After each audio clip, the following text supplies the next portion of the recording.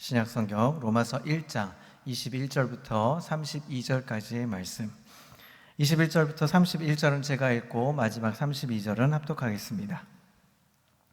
하나님을 알되 하나님을 영화롭게도 아니하며 감사하지도 아니하고 오히려 그 생각이 허망하여지며 미련한 마음이 어두워졌나니 스스로 지혜 있다 하나 어리석게 되어 썩어지지 아니하는 하나님의 영광을 썩어질 사람과 새와 짐승과 기어다니는 동물 모양의 우상으로 바꾸어내니라.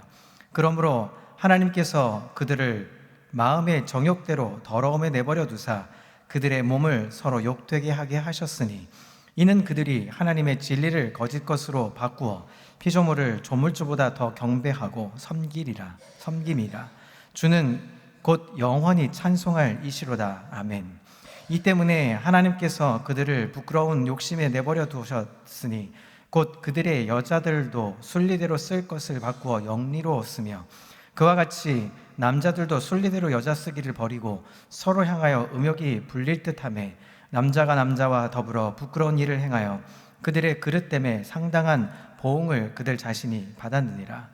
또한 그들이 마음에 하나님 두기를 싫어하며 하나님께서 그들을 그 상실한 마음대로 내버려 두사 합당하지 못한 일을 하게 하셨으니 곧 모든 불의, 추악, 탐욕, 악의가 가득한 자요 시기, 살인, 분쟁, 사기, 악독이 가득한 자요 수군수군하는 자요 비방하는 자요 하나님께서 미워하시는 자요 능욕하는 자요 교만한 자요 자랑하는 자요 악을 도모하는 자요 부모를 거역하는 자요 우매한 자요 배약하는 자요 무정한 자요 무자비한 자라. 함께 읽습니다.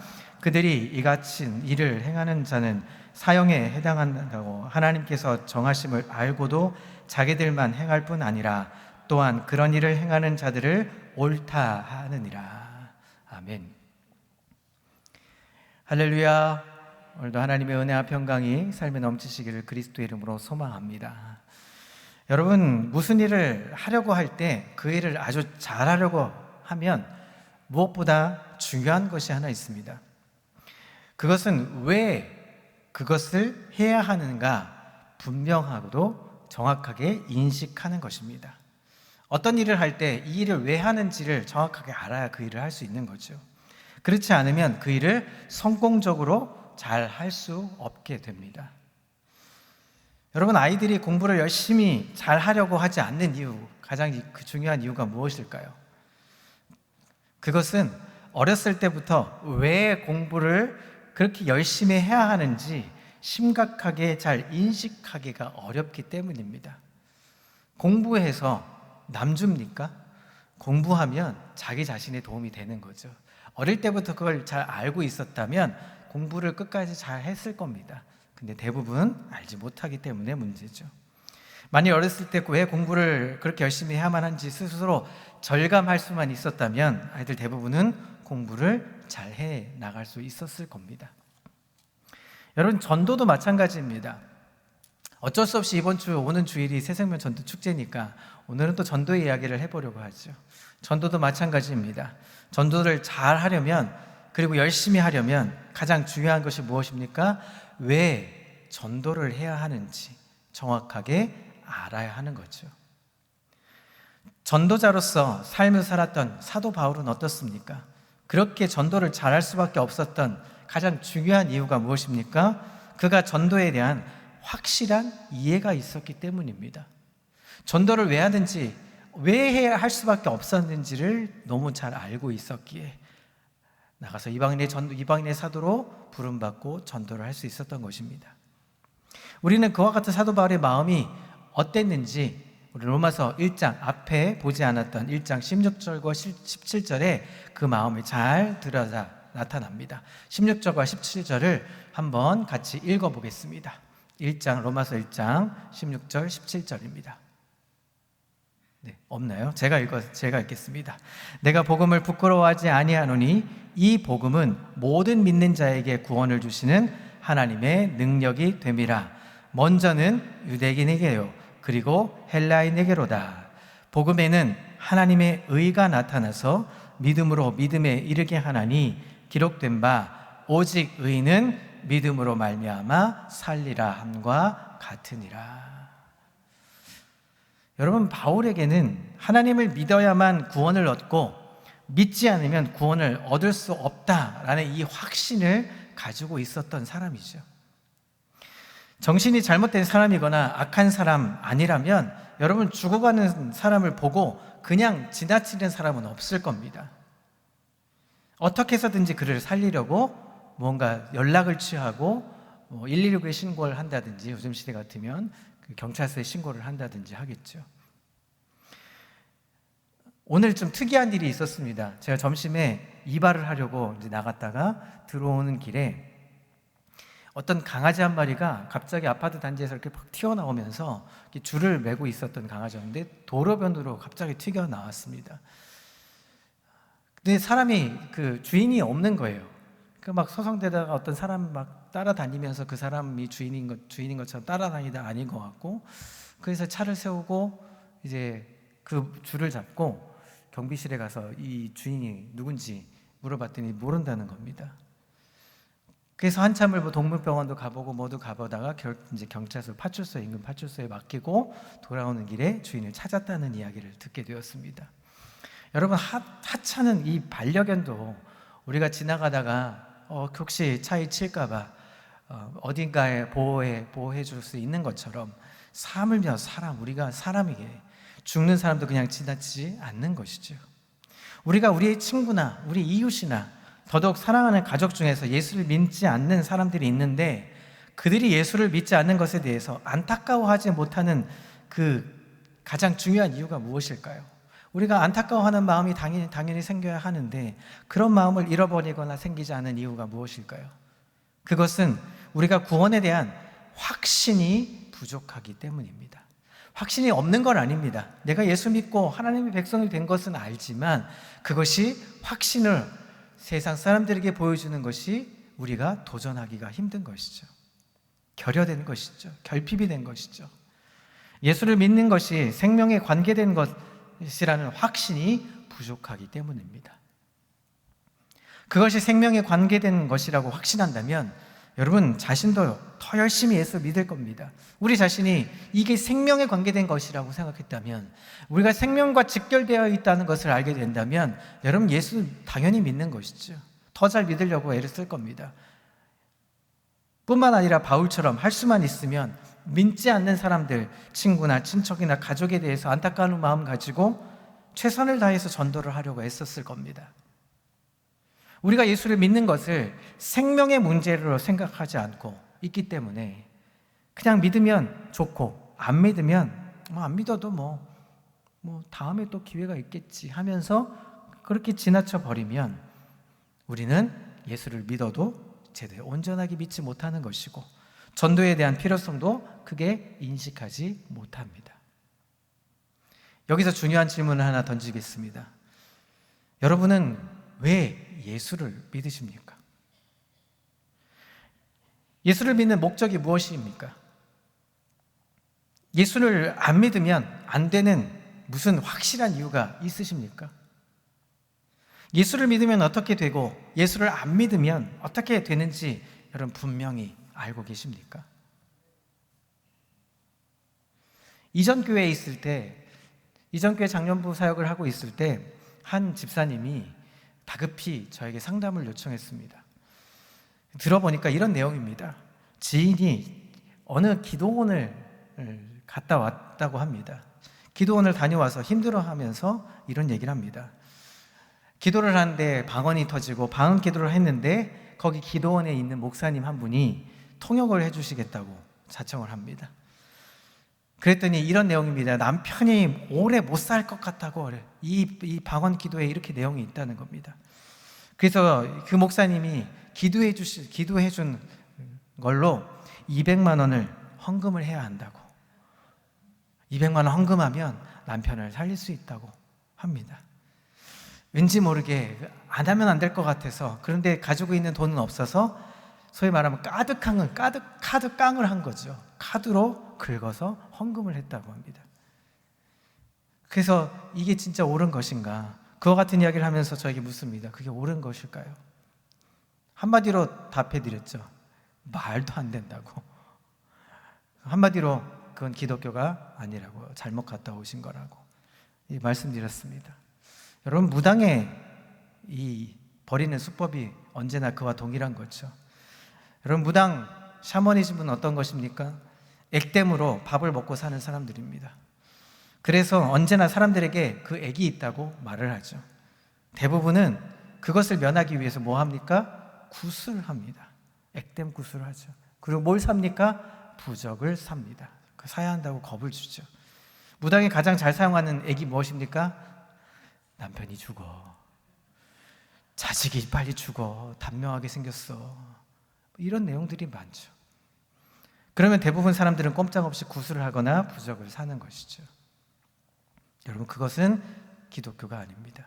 기독교는 그런 종교가 아닙니다. 기독교는 그런 무당 종교가 될 수가 없습니다. 여러분, 예수님을 믿으면 부자가 되고 예수님을 믿지 않으면 가난해집니까? 예수님을 믿으면 사업이 아주 잘 되고 예수님을 안 믿으면 사업이 망합니까? 예수님을 믿으면 공부를 잘하게 되고 그렇지 않으면 공부를 못하게 됩니까? 예수님을 믿으면 우환이 없어지고 예수님을 안 믿으면 우환이 막 들끓습니까? 물론 전혀 아닌 것은 아닐 수 있습니다. 그러나 분명한 것은 그 모든 상황들은 중요하지 않다는 겁니다. 1차적인 문제가 아니라는 얘기죠.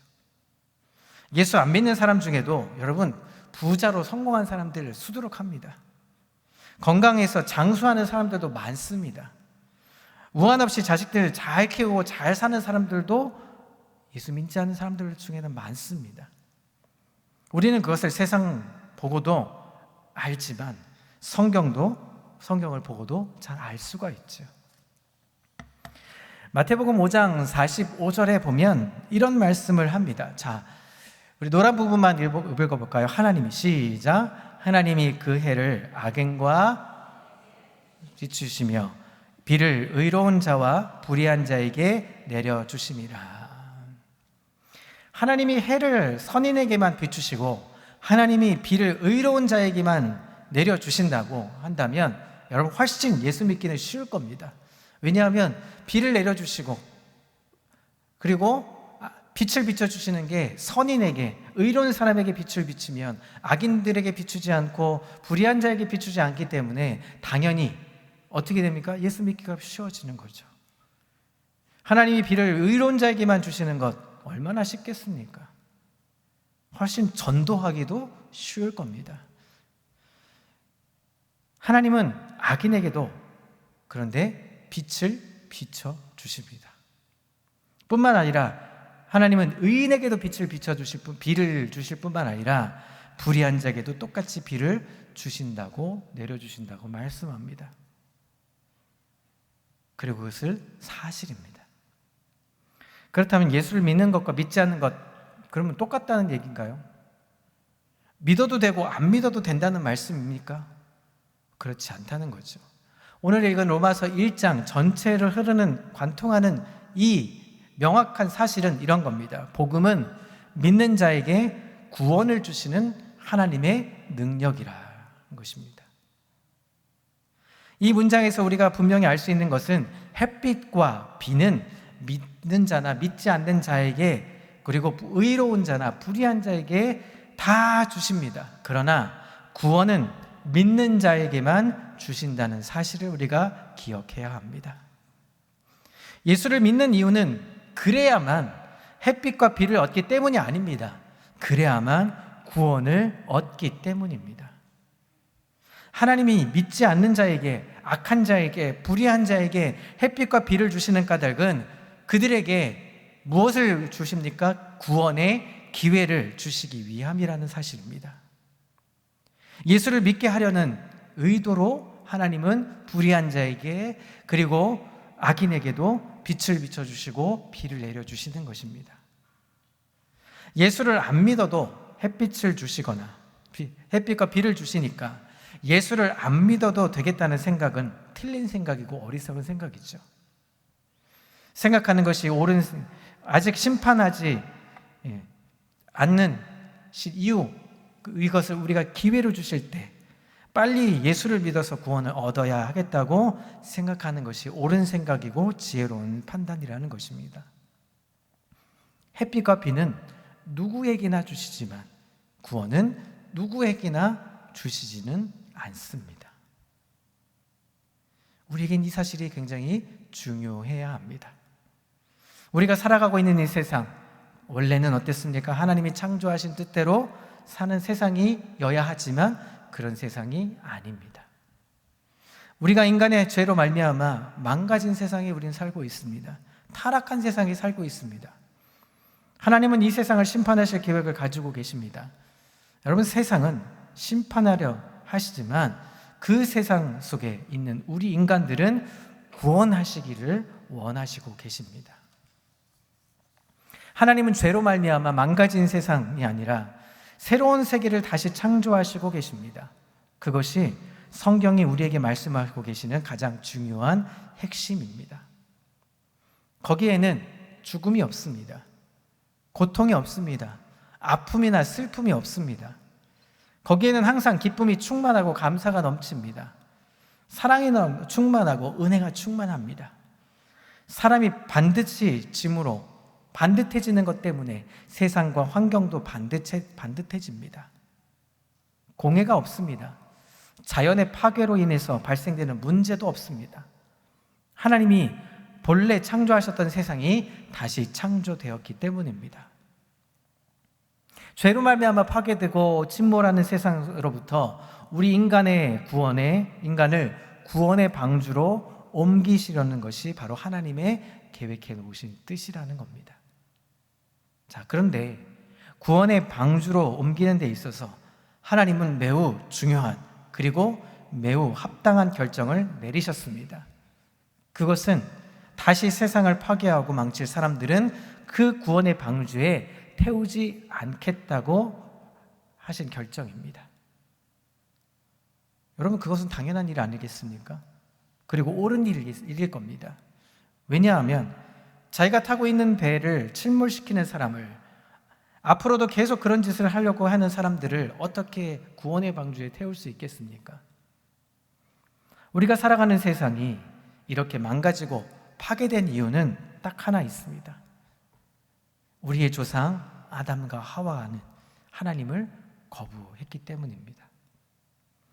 하나님을 거부하고 스스로 하나님이 되라는 사탄의 유혹에 빠져서 그만 범죄를 해버린 거죠. 하나님을 거부하고 하나님 말씀을 거부하고 말씀대로 살지 않고 자신의 정욕을 따라서 아무렇게나 함부로 살아서 창조의 질서와 원칙을 파괴했기 때문입니다.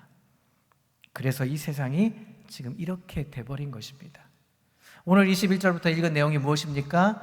이런 일들의 사람들이 지금 부지기수로 많다는 거죠. 온 세상에 이런 사람들로 가득 차 있는 것입니다. 하나님을 선택하지 않고 자기 자신을 선택하는 사람의 결국은 언제나 이와 같은 것입니다.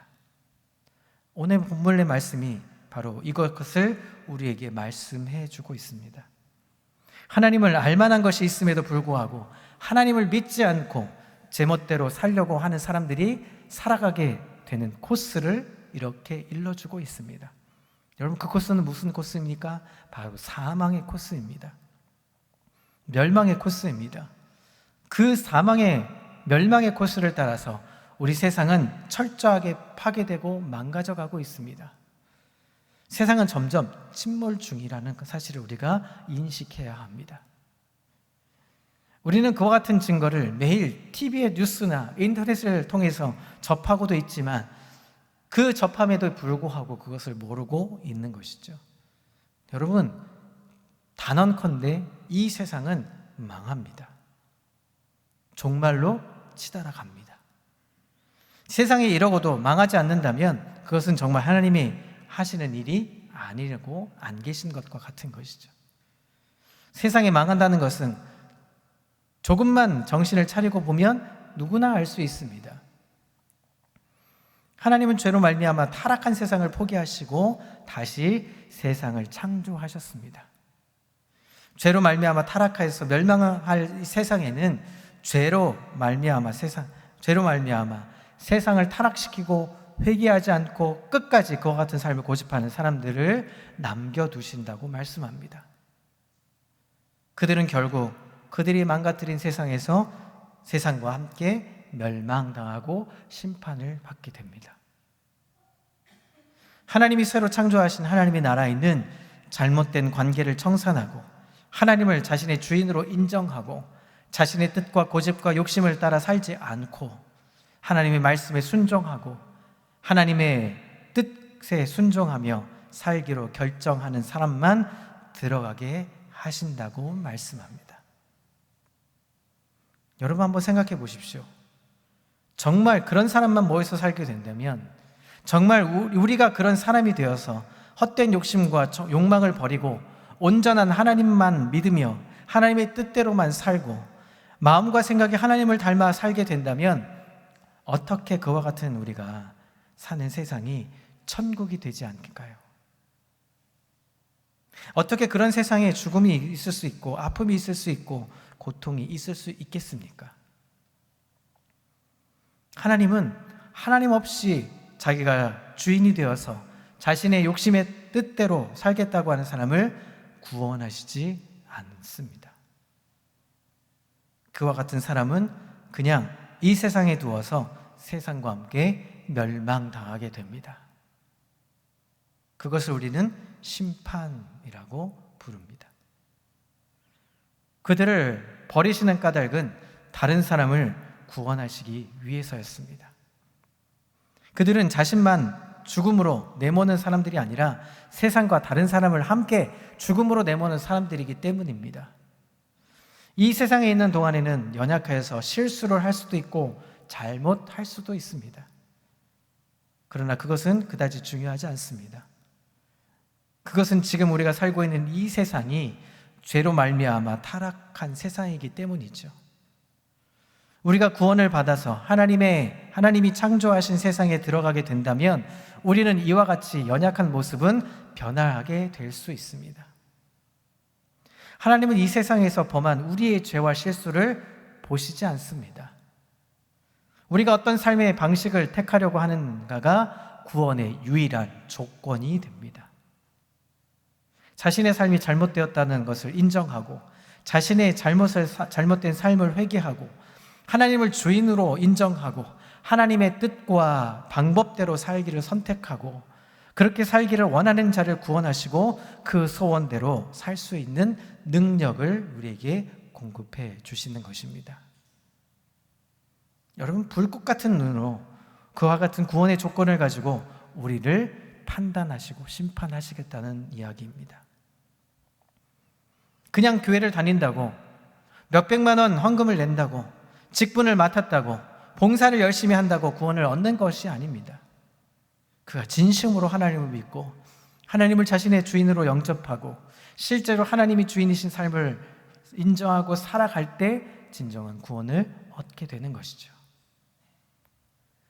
여러분, 성경을 보면 예수님의 이름으로 선지자 노릇하고 귀신도 쫓아내고 병자들도 고친 사람들이 구원을 받지 못하는 것을 볼 수 있습니다.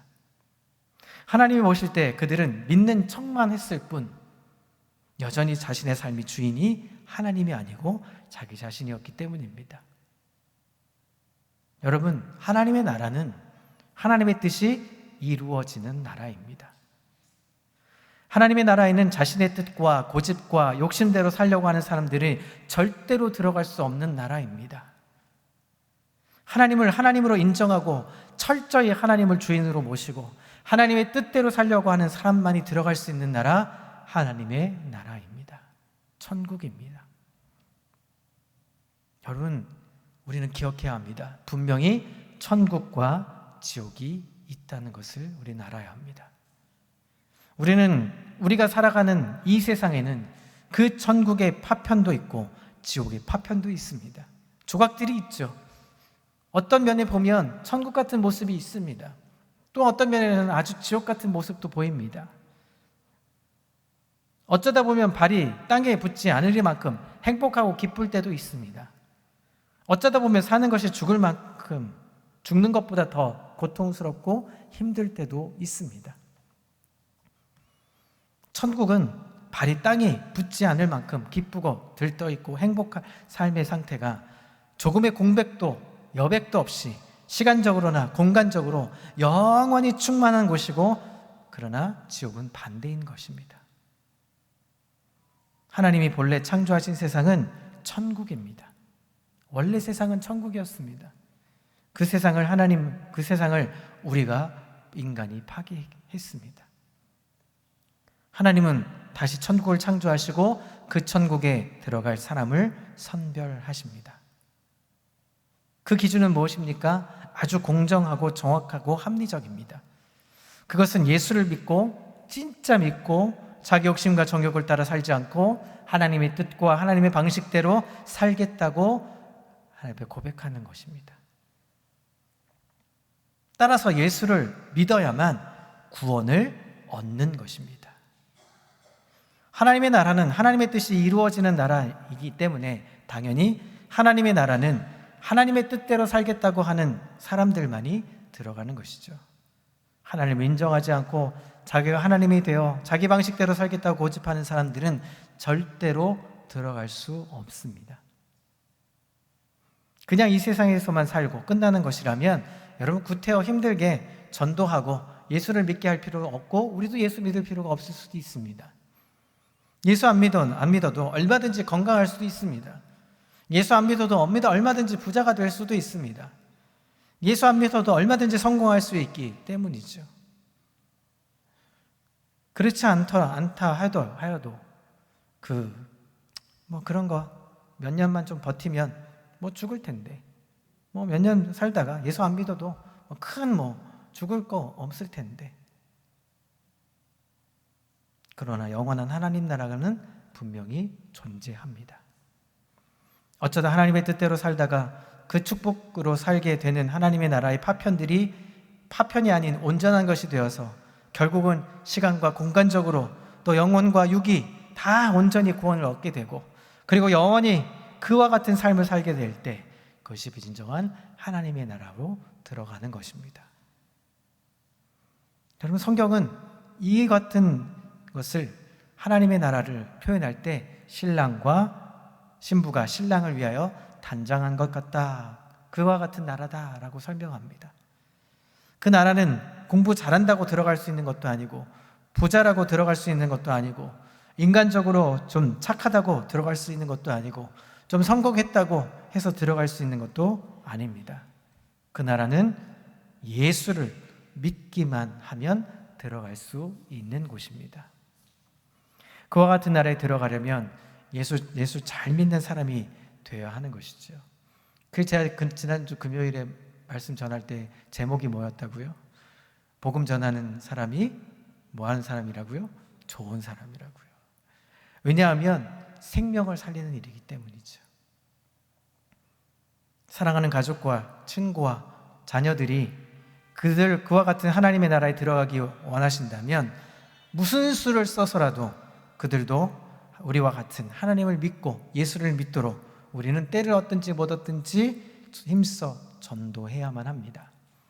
여러분, 나가서 복음을 전할 때 거절당할 수도 있습니다. 그 거절에 여러분 개의치 마십시오. 어느 누군가는 우리의 전도로 인해서 구원을 받습니다. 그것은 우리의 관여된 문제가 아닙니다. 단순히 복음을 전할 뿐입니다. 하나님이 직접 인도하시고 그들 마음에 강박한 마음을 눈녹여 주셔서 교회에 나올 수 있도록 하나님은 기회를 주실 것입니다. 어느 누군가는 기회를 얻지 못합니다. 어느 누군가는 기회를 얻습니다. 그것은 우리가 복음을 전할 때 가능해지는 것입니다. 오는 주일에 우리 새생명 축제를 엽니다. 그래서 이 새생명 축제를 통해서 우리는 더 예수님을 열심히 잘 믿는 성도가 되시기를 소망합니다. 그리고 우리의 사랑하는 가족과 이웃과 친척과 우리가 작정한 태신자들, 그들이 예수 믿는 사람이 되어서 그들과 함께 우리가 모두가 하나님이 우리를 위하여 예비하신 하나님의 나라에 들어갈 수 있는 그 구원의 삶을 영원히 누릴 수 있는 복을 얻을 수 있는 좋은 기회가 되는 주일이 되기를 소망합니다. 여러분, 지치지 마십시오. 아직 우리에겐 사흘이 남아 있습니다. 아직도 문자 보내시고 액션 플랜 하시나요? 아직도 답이 없거나 뒤로 미루고 있거나 주저주저 하는데 절대로 포기하지 마십시오. 하나님은 그들을 절대 포기하지 않으십니다. 우리가 포기하지 않으면 하나님은 절대 포기하지 않으십니다. 그러기에 바라기는 우리가 예수 없이 사는 인생이 얼마나 고단하고 힘든지, 예수를 믿는 삶이 얼마나 행복하고 얼마나 즐겁고 얼마나 놀라운 축복들이 있는지를 아름답게 전할 수 있는 하나님의 사람. 그래서 예수 있는 삶이 얼마나 행복한 삶인지를 우리가 보여줄 수 있는 아름다운 평강의 식구들 모두가 되시기를 그리스도의 이름으로 소망합니다. 이제 우리 말씀을